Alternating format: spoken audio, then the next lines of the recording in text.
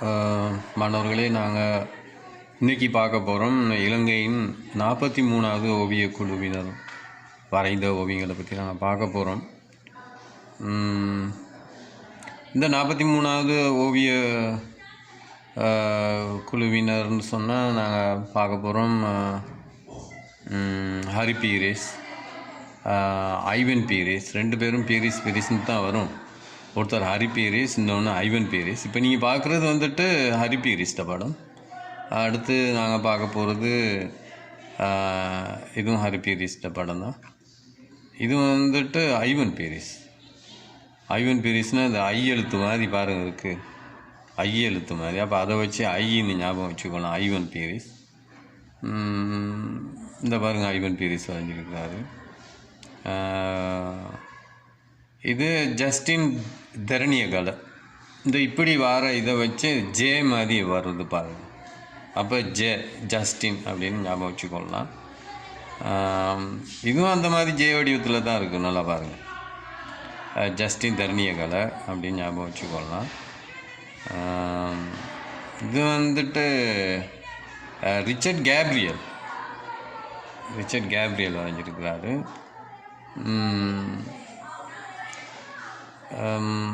இதுவும் Richard Gabriel தான் வரைஞ்சிருக்கிறாரு.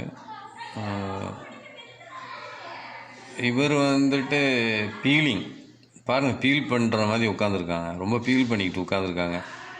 J feeling அப்படின்னு சொல்லலாம். அடுத்து பொருள் கூட்டம் வரைஞ்சிருக்கிறாரு, அதே பீலிங் தான், கொஞ்சம் வித்தியாசமான முறையில் வரைஞ்சிருக்கிறார்ல. அப்புறம் நான் பார்க்குறோம் ஜோர்ஜ் கீட். அவரும் இந்த 43வது ஓவியக் குழுவில் உள்ளவர் தான், ஜோர்ஜ் கீட். இதில் இந்த யமன் அல்லது பேயின்னு சரி சொல்லுவாங்க, மாறன்னு சொல்லுவாங்க இதில் சிங்களத்தில். இந்த யமனை பாருங்கள், கனவடிவாதத்துலேயும் இந்த பெண்களுடைய உருவங்களை சாதாரண யதார்த்தவாதத்துலேயும் அவர் வரைஞ்சிருக்கிறாரு. இது கொஞ்சம் ஃபேமஸான சித்திரம், பிரபல்யமான சித்திரம் பௌத்த சித்திரக்கலையில். இது பீமனும் ஜரசந்தனும் மகாபாரதத்தில் ஒரு கதையை வரைஞ்சிருக்கிறாரு. கனவடிவவாதத்தை முழுமையாக புகுத்தி இந்த படத்தை வரைஞ்சிருக்காரு. அடுத்து நாங்கள் பார்க்க போகிறது எல்டிபி மஞ்சுஸ்ரீ வரைஞ்சிருக்கிறாரு. வரைஞ்சிருக்கிறாரு. பாருங்க, ரொம்ப வித்தியாசமாக வரைஞ்சிருக்கிறாரு. அது மாதிரி ஒரு பெண் உருவத்தை வரைஞ்சிருக்கிறாரு எல்டிபி மஞ்சுஸ்ரீ. ஒரு மென்மையான வர்ணத்தை பயன்படுத்தியிருக்கிறாரு.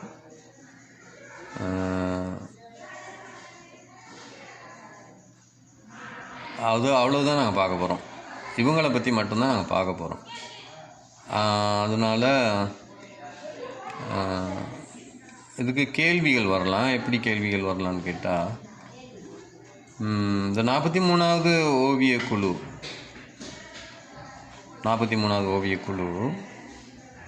என்ன விதமான நவீன உத்திகளை பின்பற்றி சித்திரங்களை வரைந்தாங்க அப்படின்னு சொல்லி கேட்கலாம். கேள்வி உங்களுக்கு வரலாம். அதாவது இலங்கையில் நவீனத்துவவாத கலை என்பதால் கருதப்படுவது யாது அப்படின்னு ஒரு கேள்வி கேட்கலாம். இலங்கையின் நவீனத்துவவாத கலை என்பதால் கருதப்படுவது யாது அப்படின்னா, 19வது நூற்றாண்டுலேயும் 20வது நூற்றாண்டில் ஆரம்ப காலத்துலேயும் ஐரோப்பிய நாடுகளில் உருவான கலையை பின்பற்றி இலங்கையில் வரையப்பட்ட சித்திரத்தை தான் சொல்லுவாங்க நவீனவாத கலை, இலங்கையின் நவீனவாத கலை அப்படின்னு சொல்லுவாங்க. 19வது நூற்றாண்டில் இறுதி கால பகுதியில் பிரான்ஸ் நாட்டில் பாரிஸ் நகரத்தில் உருவாகின கலை ஒளியியல்வாத கலை அல்லது பின் ஒளியியல்வாத கலை அப்படின்னு சொல்லுவாங்க. அதையும் நம்ம நாட்டு கலைஞர்கள் பின்பற்றி தண்ட சித்திரத்தில் புகுத்தி சித்திரம் வரைஞ்சாங்க. அதாவது விசேஷமாக 43வது ஓவியக் குழுவை சேர்ந்தவங்க. அது மாதிரி 20ஆம் நூற்றாண்டு ஆரம்ப கால பகுதியிலையும் ஃபோவிசம் அப்படிங்கிற ஒரு கலையை பிரான்ஸ், ஜெர்மனி ஆகிய நாடுகளில் அப்படி ஒரு கலையை பின்பற்றினாங்க. ஃபோவிசம் அப்படின்னு சொல்லி ஒரு கலையும் கனவடிவவாத கலையும் இந்த ஐரோப்பிய கலைஞர்கள் பின்பற்றினாங்க. ஆகவே இந்த 19ஆம் நூற்றாண்டு இறுதி பகுதியிலையும் 20ஆம் நூற்றாண்டு ஆரம்ப கால பகுதியிலையும் ஐரோப்பிய நாடுகளில் உருவான கலையை பின்பற்றி இலங்கையில் 43வது ஓவியக்குழு வரைந்த கலையைத்தான் அவங்க சொல்லுவாங்க இலங்கையின் நவீனத்துவவாத கலை அப்படின்னு சொல்லி சொல்கிறாங்க.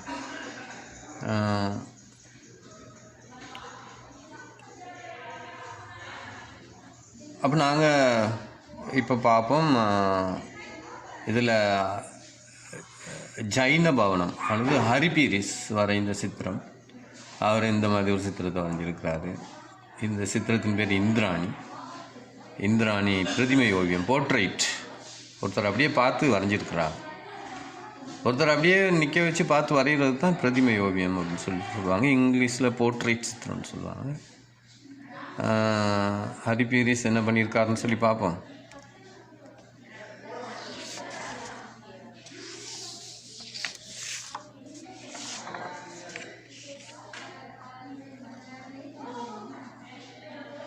பொதுவாக இந்த கலைஞர்கள் எல்லாமே, இந்த 43வது கலைஞர்கள் எல்லாமே கேன்வஸ் துணியையும் ஆயில் பெயிண்ட்டையும் பயன்படுத்தி தான் வரைஞ்சிருக்கிறாங்க.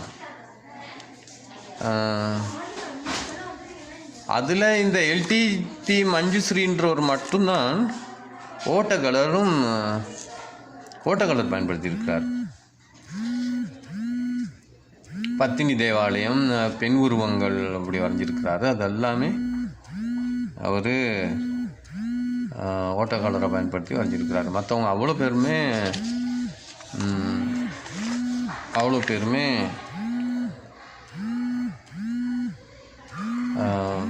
கேன்வஸ் துணியையும் ஆயில் பெயிண்ட்டையும் பயன்படுத்தி தான் வரைஞ்சிருக்கிறாங்க. அப்போ நம்ம இந்த ஹரிபீரிஸை பற்றி பார்ப்போம். என்னென்னா, இவர் அகாடமிக் கலை,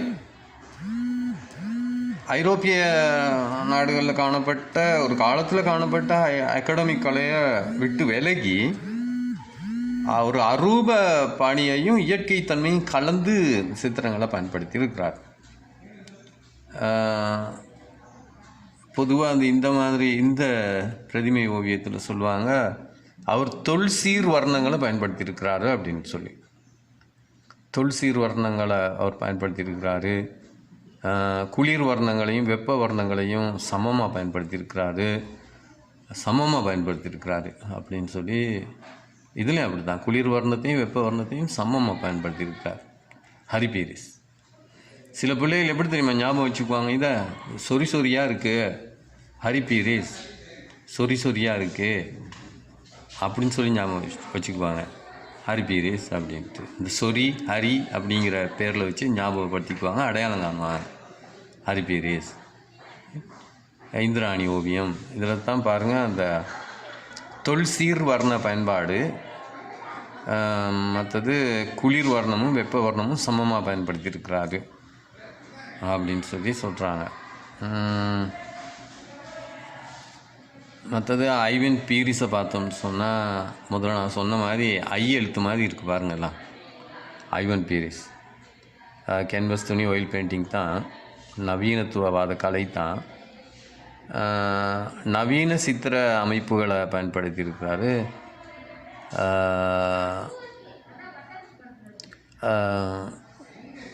மற்றது தனி வர்ணங்களை பயன்படுத்தியிருக்கிறார் பாருங்கள். மொனோக்ரோம்னு சொல்லுவாங்க. தனி வர்ணம், இது ஒரு கலரை தான் பயன்படுத்தியிருக்கிறாரு.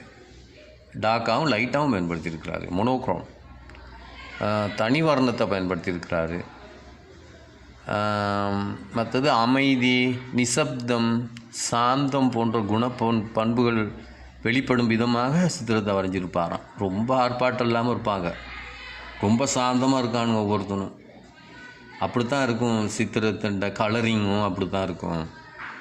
ஒரு கலரை பயன்படுத்தி மொனோக்ரோம் அப்படின்னு சொல்லி சொல்லுவாங்க.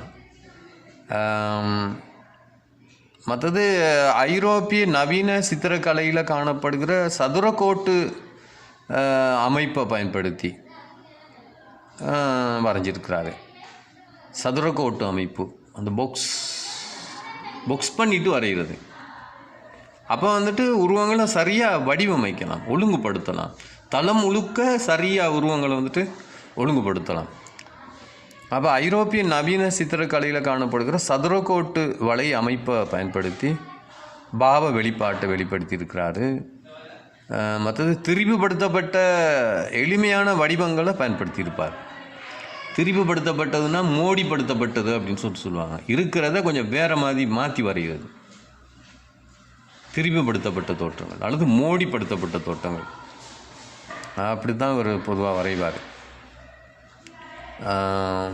மற்றது தர்க்க ரீதியான கட்டமைப்புகளும் இருக்கும், கனவடிவவாத பண்பும் இதில் இருக்கும். பியட்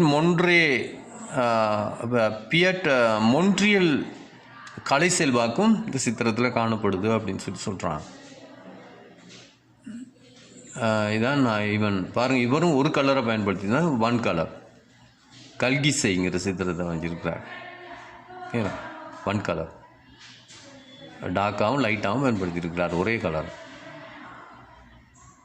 அடுத்து நாங்கள் தங்க மீனுடன் பிள்ளை ஜஸ்டின் தெர்னிகளை வரைஞ்சதுன்னு பார்த்தோம். முதல்ல நான் சொன்ன மாதிரி ஜே எழுத்தை பாருங்கள், இந்த ஜே எழுத்து மாதிரி இருக்குது. இதை வச்சு இது ஜஸ்டின் தெர்னிகளை அப்படின்னு ஞாபகம் வச்சுக்கலாம்.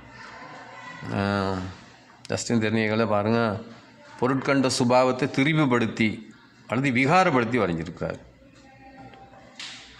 இலங்கையின் வெளிப்பாட்டுவாத கலையில் இனங்காணக்கூடிய ஒரு சித்திரம். வெளிப்பாட்டுவாத கலை அந்த நேரத்தில் இருந்துச்சு அப்படின்றதுக்கான ஒரு உதாரணம் இது.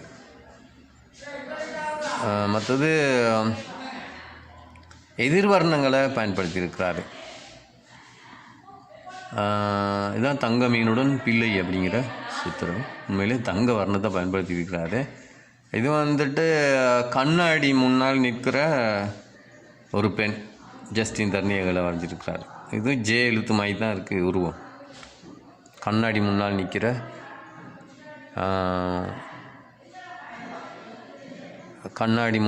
ஒரு பெண். மற்றது இது அரை திரிவுபடுத்தல் அப்படின்னு சொல்லலாம். அரைவாசி திரிவுபடுத்தியிருக்கிறாரு அல்லது மோடிப்படுத்தியிருக்கிறாரு, முழுமையால் அரைவாசி. தளத்திண்ட மத்திய பகுதியில் திட்டமிட்டு ஓவியத்தை சிறப்பாக காட்டியிருக்கிறாரு. அடுத்து நீங்கள் பார்த்தீங்கன்னா இது வந்துட்டு ஞானமுள்ள ஞானமற்ற கன்னியர்கள் ரிச்சர்ட் கேப்ரியல் வரைஞ்சிருக்கிறார். ரிச்சர்ட் கேப்ரியல் கிராமத்து கருப்பொருட்களை தான் அது கொஞ்சம் அதிகமாக எடுத்து வரைவார். கிறிஸ்தவ மதம் சம்மந்தப்பட்ட விஷயங்களை துணிப்பொருளாக கொண்டு வரைவார். ஓரளவு மோடிப்படுத்தி வரைவார். அயல் வர்ணங்களையும் தனி வர்ணங்களையும் கலந்து பயன்படுத்துவார். தனி வர்ணங்கள் கூடுதலாக இருக்கும், அயல் வர்ணங்களும் இருக்கும், அதெல்லாம் மிக்ஸ் பண்ணி வரைவார். இதுதான் ரிச்சர்ட் கேப்ரியல். இது இந்த பைபிளில் சொல்லப்பட்ட ஞானமுள்ள பெண்கள் ஞானம் இல்லாத பெண்கள் அப்படின்னு சொல்லுவாங்க. ஒரு இயேசு கிறிஸ்து ஜனங்களுக்கு சொன்ன ஒரு கதையை அடிப்படையாக கொண்டு வரைஞ்சிருக்கிறாரு. பாருங்கள், இப்போ இவங்க கையில் ஏதோ தட்டுக்கள் ஏதோ ஒரு பொருட்கள் இருக்குது, அவங்க கையில் எதுவுமே இல்லை. அவங்க ஆயத்தம் இல்லாமல் ஒரு முக்கியமான ஒரு விஷயத்துக்கு போயிருக்காங்க. இவங்க கொஞ்சம் ஆயத்தத்தோடு போயிருக்காங்க. அப்போ அவங்களுக்கு நடக்கிறது என்ன, இவங்களுக்கு நடந்தது என்ன அப்படிங்கிற ஒரு கதையை இயேசு சொல்கிறாரு. அப்படி ஒரு கதையை தான் இவங்க என்ன பண்ணுறாங்க, அப்படி ஒரு கதையின்ற பொருளை தான் இவர் சித்திரத்தில் வரைஞ்சிருக்கிறாரு. ஞானமுள்ள பெண்கள் ஞானமற்ற பெண்கள் அப்படின்னு ரிச்சர்ட் கேப்ரியல் வரைஞ்சிருக்கிறாரு. ரிச்சர்ட் கேப்ரியல் வரைஞ்சிருக்கிறாரு. இந்த பாருங்கள், இதுவும் ரிச்சர்ட் கேப்ரியல் வரைஞ்சது. தனி வர்ணங்களை கூட பயன்படுத்தியிருக்கிறாரு. இது கிராமத்து வயல் சூழல் ஒன்று நவீன கட்டமைப்புகளை பயன்படுத்தி காட்டியிருக்கிறாரு.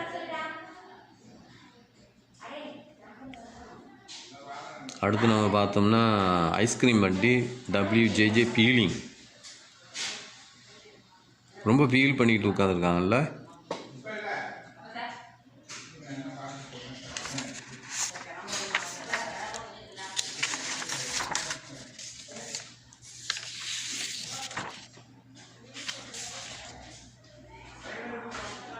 கனவடிவவாத கலையை பயன்படுத்தியிருக்கிறாரு. இயற்கை தன்மையை மோடிப்படுத்தி தான் இவர் பொதுவாக சித்திரங்களை வரைவார். இவர் கல்வி திணைக்களத்தின் அந்த காலத்தில் இன்ஸ்பெக்டராக இருந்தாங்க. ஸ்கூல்கெல்லாம் இன்ஸ்பெக்டர் வருவாங்க, போலீஸ் இன்ஸ்பெக்டர் மாதிரி. அப்போ இவர் கல்வி திணைக்களத்தின் பரிசோதகர்களாக முதலாவது பரிசோதகர் இவர் தான் கல்வி திணைக்களத்தில் வரைஞ்சிருக்கிறாரு. ஐஸ்கிரீம் வண்டி அப்படின்னு சொல்லி ரொம்ப பீல் பண்ணிட்டு உட்காந்துருக்காங்க. பீலிங், WJG பீலிங் வரைஞ்சிருக்கிறார். பாருங்கள், பொருள் கூட்டம் வரைஞ்சிருக்கிறார்.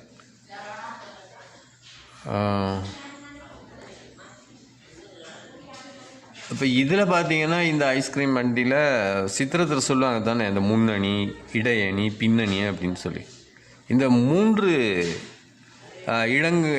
பகுதிகளும் சிறப்பாக ஒழுங்கமைச்சு இந்த சித்திரத்தை வரைஞ்சிருக்கிறாரு. ஓரளவு அகாடமிக் கலையும் பின்பற்றி அசையா பொருள் கூட்டத்தை வரைஞ்சிருக்கதாக சொல்கிறாங்க. அகாடமிக் கலை இப்படி தான் இருக்கணும்னு ஒரு கலை இருக்குது தானே, அகாடமிக் கலை ஓரளவு பின்பற்றி வரைஞ்சிருக்கேன். பொதுவாக இந்த 43வது ஓவியக் குழுவில் உள்ளவங்க அகாடமிக் கலையை பின்பற்ற மாட்டாங்க. ஆனால் இவர் அகாடமிக் கலையும் பின்பற்றி தான் இதை வரைஞ்சிருக்கதா சொல்கிறாங்க. அடுத்து பார்ப்போம் நம்ம ஜார்ஜ் கீத். இது தான் அந்த பிரசித்தமான சித்திரம். பௌத்த கலையில் அந்த யமனை மாறனின் தோல்வி, இந்த சித்திரம் ரொம்ப பிரபல்யமான சித்திரம். இது மாறன், பிசாசனுடைய பிள்ளைகள். இவங்கெல்லாம் போயிட்டு புத்தரை மயக்கி, அழகாக காட்டி மயக்கி புத்தரை பழைய நிலைமைக்கு கொண்டு வரதுக்கு ட்ரை பண்ணுறதுக்காக இவங்களாம் அனுப்பப்பட்டவங்க அப்படின்னு சொல்லி சொல்கிறாங்க. அதனால் இந்த பிசாசுகளுடைய வக்கரத்தை காட்டுறதுக்காக பாருங்கள், அந்த கனவுருவ பாணியில் அதை வரைஞ்சிருக்கிறாரு. மற்றவங்க சாதாரண இயல்பான பாணியில் வரைஞ்சிட்டு இதை கனவுருவ பாணியில் வரைஞ்சிருக்கிறாரு. கண்டி கலையில் காணப்படுற பின்னணி சிவப்பு நிறம் மாதிரி இங்கேயும் அந்த சிவப்பு நிறம்லாம் கொடுத்துருக்கிறாரு ஜார்ஜ் கீட். பிக்காசோ விட்டு கனவடிவாத தாக்கம் அவரோட சித்திரத்தில் காணப்படும். இவர் தெற்காசிய புனைக்கதைகளையும் மத ரீதியான நம்பிக்கைகளையும் இலக்கியம் சம்பந்தப்பட்ட விடயங்களும் தண்ட சித்திரங்களுக்கு கருப்பொருளாக கொண்டு வரைவார். இது வந்துட்டு கொழும்பு கோதுமை விகாரையில் வரையப்பட்ட மியூரல், அதாவது சுவர் ஓவியங்கள். தொடர்களை மரபாக வரைஞ்சிருக்கிறாரு. தனித்தனி படமாக வரையாமல் தொடர்களை சித்திராவளிய முறையில் வரைஞ்சிருக்கிறாரு. அப்படி வரைஞ்சிருக்கிறாரு. அந்த சித்திரத்தின் பேர் யமனை தோற்கடித்தல். கனவடிவவாதம், இயற்கைவாதம் ரெண்டையும் மிக்ஸ் பண்ணி, மற்றது வெளிப்பாட்டுவாதத்தை தீவிரப்படுத்துறதுக்காக ரேகைகளையும் பயன்படுத்தி வரைவார். பௌத்த மத கலையில் பிரபல்யமான ஒரு சித்திரம்னு தான், துணிப்பொருள் தான் யமனை தோற்கடித்தல். அப்புறம் வரைஞ்சிருக்கிறார் இவர் பீமனும் ஜரசந்தனும் அப்படிங்கிற சித்திரத்தை. பீமன் தான் இவர் போல், ஜரசந்தன் தான் இருக்கார் கீழே, தான் விழுந்து கிடக்கிறாரு. முதுகை போட்டு மிதித்து காலை போட்டு முறுக்கி எடுக்கிறார் பாருங்க. இவங்க நீ இப்படி செய்கிறது சரியாங்கிற மாதிரி கேட்குறாங்க. நீ இப்படி செய்கிறது சரியா, என்ன நடக்கும் தெரியுமான்னு பார்க்குறாங்க. பீமனும் ஜரசந்தனும் மகாபாரத கதையில் ஒரு காட்சியை தான் அவர் வரைஞ்சிருக்கிறார்.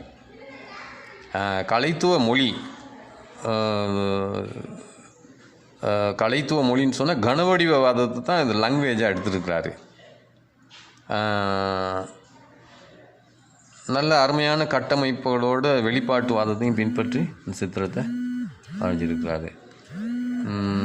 இது பத்தினி தேவாலயம், LTP மஞ்சுஸ்ரீ வரைஞ்சிருக்கிறாரு.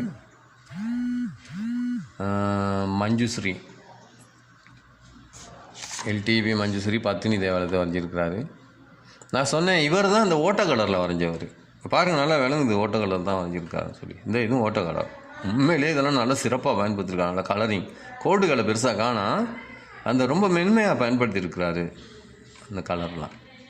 இங்கே பாருங்கள், இது ரெண்டுக்கும் ரொம்பவும் வித்தியாசம். இது ரொம்ப மென்மையாக பயன்படுத்தியிருக்காரு, ரொம்ப கடினமாக பயன்படுத்தியிருக்கிறாரு கலர். பத்தினி தேவாலயம். இவர் தான் இந்த பாரம்பரிய ஓவியங்களை படிச்சுட்டு அதை கொப்பி எடுத்தவர், அதை பார்த்து வரைஞ்சிருக்கிறாரு. பாரம்பரிய ஓவியங்கள், இலங்கையில் காணப்பட்ட பாரம்பரிய ஓவியங்களை பற்றி படிச்சுட்டு அதை அப்படியே பிரதி எடுத்திருக்கிறாரு. அதாவது பார்த்து வரைஞ்சிருக்கிறாரு. அந்த காலத்தில் ஃபோட்டோகிராஃபிங் பெருசாக இருக்கலை தானே, அதனால் அங்கே சீகிரியா ஓவியம் அப்படி இப்படி இருக்கிறதெல்லாம் ஜனங்கள் பார்க்குறதுக்காக இனி ஃபோட்டோ பண்ண இல்லாத போய் பார்த்து தான் வரைஞ்சிருப்பார். அப்போ இவர் பிரதி பண்ணி வரைஞ்சிருக்கிறாரு. நவீனவாத கலைக்கு ஏற்ப கட்புலனான நோக்கங்களுக்கு முன்னுரிமை கொடுத்து பலவிதமான கலை பண்புகளையும் புகுத்தி தான் சித்திரத்தை வரைஞ்சிருக்கிறார். பத்தினி தேவாலயம் அப்படின்னு சொல்லும்போது ஓட்டக்கலர் தனி வர்ண சாயல்களை பயன்படுத்தியிருக்கிறாரு. அரூப பாணியையும் இயற்கைவாத பாணியையும் கலந்து பயன்படுத்தியிருக்கிறாரு. அது மாதிரி இந்த மாதிரி பெண் உருவங்கள் நிறைய இது மாதிரி நிறையா வரைஞ்சிருக்கிறார். பெண் உருவங்கள் அதுலேயும் ஓட்டக்கலர் தான் வரைஞ்சது. மற்றது தற்கால கலை பண்பு, தற்கால கலையோட கொஞ்சம் ஓரளவு ஒத்தத்தன்மை இருக்குது பாருங்கள். இப்போ காணப்படுகிற கலையோட கொஞ்சம் ஒத்தத்தன்மை காணப்படுது. மற்றது அகாடமிக் கலையிலேருந்து விலகிய பண்பு தான் வரைஞ்சிருக்கிறாரு. இது தான் நாங்கள் இன்றைக்கி 43வது ஓவிய குழுவை சேர்ந்த சித்திரங்களை பற்றி நம்ம பார்த்தோம். நம்ம முதல்ல பார்த்தோம் ஹரிபீரிஸ்ட படம், இந்த படமும் ஒரே மாதிரி இருக்குல்ல. எல்டிபி மஞ்சுஸ்ரீ வரைஞ்சது. இதெல்லாம் உங்களுக்கு ஞாபகம் இருக்குன்னு நினைக்கிறேன். கொஞ்சம் திரும்ப பார்த்துக்கொள்ளுங்க. இப்போ இன்றைக்கி நாங்கள் பார்த்தது வந்துட்டு 43வது ஓவியக்குழு வரைஞ்ச சித்திரங்கள். 43வது ஓவியக்குழு யார் அப்படின்னு சொன்னால் அப்போ உங்களுக்கு ஞாபகம் இருக்கணும். சம்மந்தப்பட்ட விஷயங்களை கொஞ்சம் பார்த்துக்கொள்ளுங்க. நான் தொடர்ந்து உங்களுக்கு இந்த மாதிரி பதிவுகள் போடுறேன்.